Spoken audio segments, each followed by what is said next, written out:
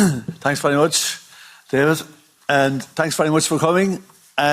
Just a couple of questions for you.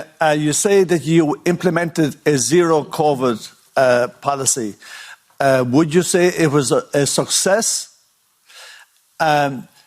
Secondly, was there much of a social backlash, if any, to the zero-COVID policy? And thirdly, if there was another similar pandemic, would you use a zero-COVID policy again? And my last question, you say that health and education are totally free in your country. I just want to know what your approach on housing is. Is there state housing? And if there is, what percentage of the housing does it entail? Thank you very much. Thank you. Thank you for actually allowing me to do a little deeper on this zero-COVID policy. When I said zero-COVID policy, we did not just lock down the country and leave it there, actually. Wherever we had a case, we locked down the country, made sure that the whole area is clear of the disease, and then we opened up. But while doing this, we know that people were not allowed to come out of their homes. So lots of supportive measures were given. To give you a few examples, government had our own fiscal and monetary policies that many governments in the world did it actually.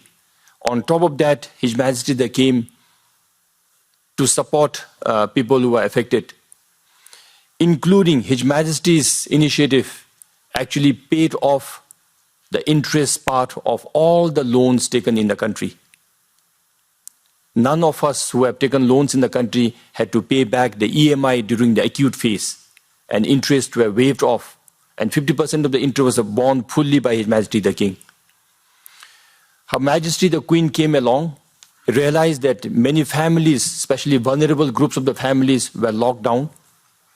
Those who are dependent on some substances that we should not be using, but we have the habit of doing that, did not have access to this.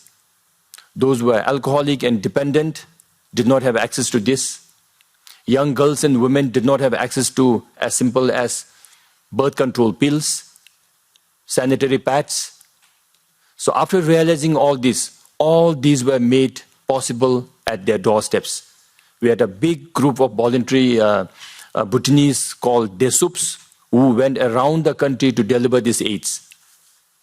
On education, whenever the school is locked down, we went all out to make sure that homeschooling was possible. Geographically, we are a sparsely populated country. So when one small area of the country gets locked down, we moved the teachers and some doctors to the other parts of the country that is opened up, and we made sure that their health and education is taken care of. Some teachers were requested to go hop from village to village to take care of the education, because how much ever inconvenient it was, we knew it was for a year or two. We knew we could come out of it clean. So I think I need some more time to elaborate further, but we had lots of very unique packages. Of course, I'm happy to share this, and I'm happy that we came out clean. But Bhutan being very small, I'm talking about 700,000 population, very, very small. I know other nations could not have done it, but we didn't leave it at the international standards because ours is small. His Majesty the King repeatedly told us that smallness should be our strength. Being small, we should be able to manage it in the most unique way possible. That's why in the first 7 days, we could vaccinate almost 97% of the population within a week. So with this, I'm happy to take more questions. But on housing, there are two ways to answer this. There should be no Bhutanese in Bhutan who do not have a house. But we do have housing shortages in urban places. Those who migrate from their villages to urban places for economic opportunities do face housing shortages.